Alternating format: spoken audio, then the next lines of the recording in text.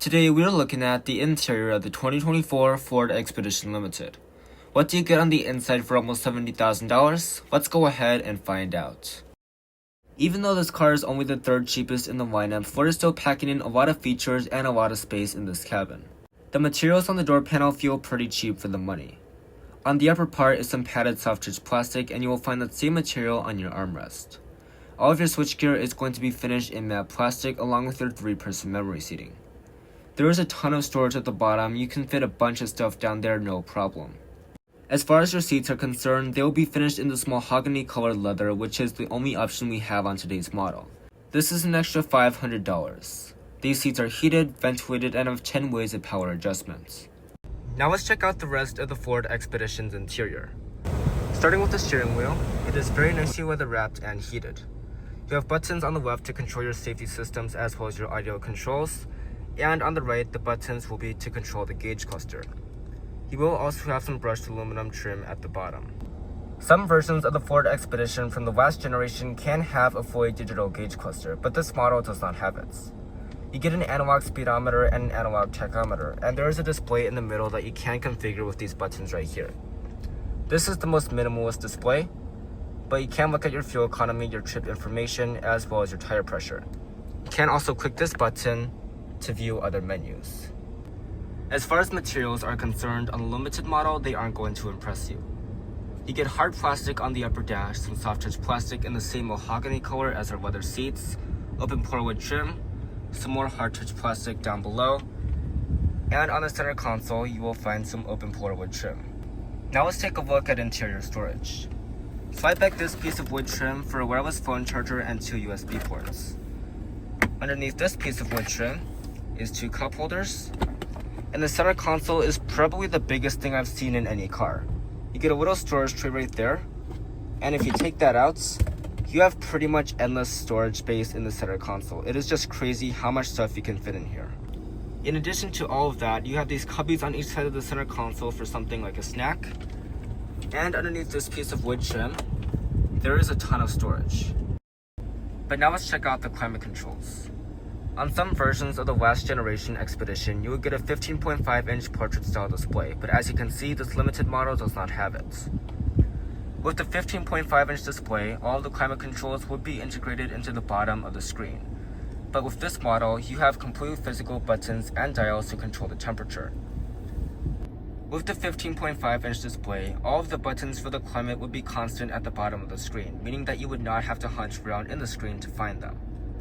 But with these physical buttons, you never have to take your eyes off the road because you always know that this knob is the temperature, and this toggle right here is to control the fan speed. So I would say that this is a little bit easier, although the ones on the 15.5-inch screen are not that bad. But now let's move on to the main infotainment system. This is Ford's SYNC 4 software, so it isn't the newest one, but it still gets the job done. You get wireless Apple CarPlay and Android Auto, as well as built-in navigation and built-in Wi-Fi. You could also get a 15.5-inch display on the last generation Expedition. That would go down to all the way about here. On the newest Expedition, you can get a 24-inch display and a 13.2-inch main infotainment display. This one measures in at 12 inches, so you aren't really losing anything compared to the newest Expedition. The shifter is located down here, and it is a rotary dial. Go to the 4th notch for drive, and go to the 2nd notch for reverse.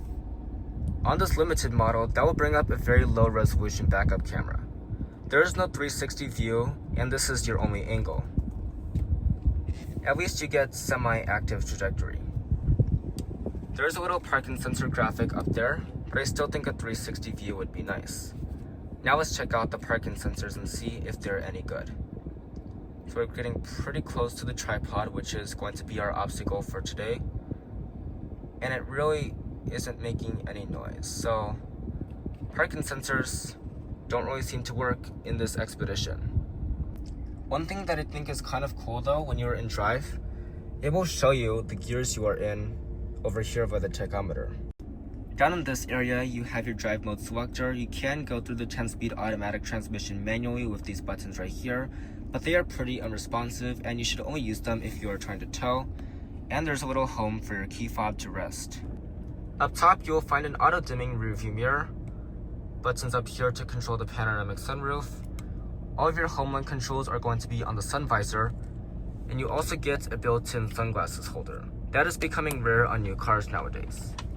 And of course, like I just mentioned, you get a large panoramic sunroof that goes all the way back to the second row. But now let's go ahead and check out the front passenger side and see what is going on over here. Just like the driver's side, the door panel is pretty unimpressive when it comes to materials, but there is a ton of storage, so you will have no problem fitting whatever you need to over here. The seats are made of the same real leather with 10 ways of power adjustment, heating, and ventilation. They will also be finished in this mahogany color, which is a $500 option. One nice thing for smaller people is this handle right here, so you don't have as hard of a time getting into the cabin. On the passenger side, there is this little storage shelf over here, a DC outlet, and underneath this open portwood trim, you will find a lot of storage, which is very helpful. You can fit a whole water bottle in here, which is pretty nice. In the glove box, there's a pretty good amount of space, but it is not felt lined, so anything like sunglasses lenses can get scratched. But let's go ahead and check out the second row next, because that is what is really important in the Expedition. There is a lot of plastic on the door panel, but it's going to be a little bit easier to clean, and there is still a ton of storage, including a bottle holder right here. The door is also open to about 90 degrees, making it very easy to load in car seats. As far as the seats are concerned, they will have manual sliding and reclining, and they will be heated. They are also made of real leather, and these are the captain's chairs, but you can get a bench seat as a no-cost option, making this an 8-seater. In the back of the Expedition, there is tons of legroom and headroom. The seat back is going to be finished in leather, and there is tons of space in the seat back pockets.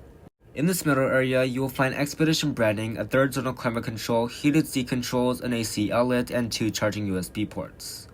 There is also some storage at the bottom as well as a DC outlet. You also get 2 cup holders as well as the super chunky armrest that is attached to the seats.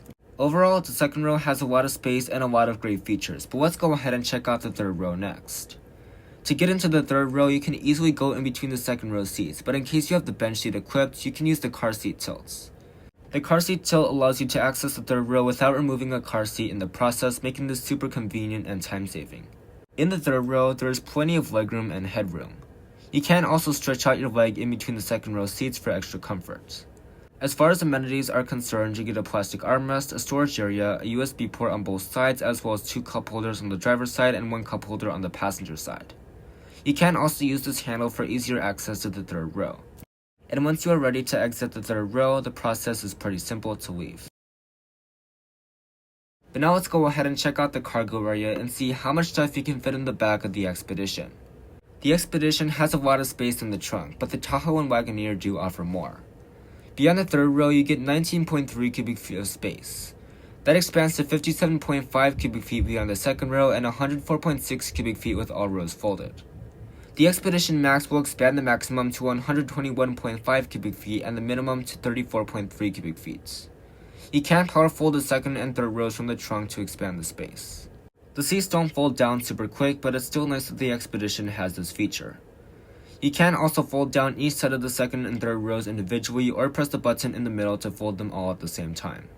There is also storage underneath the floor as well as a cubby to the left side. And one last thing before we move on to the powertrain, you can actually open up the rear window to quickly access anything inside the trunk. Let's go ahead and check out the powertrain next.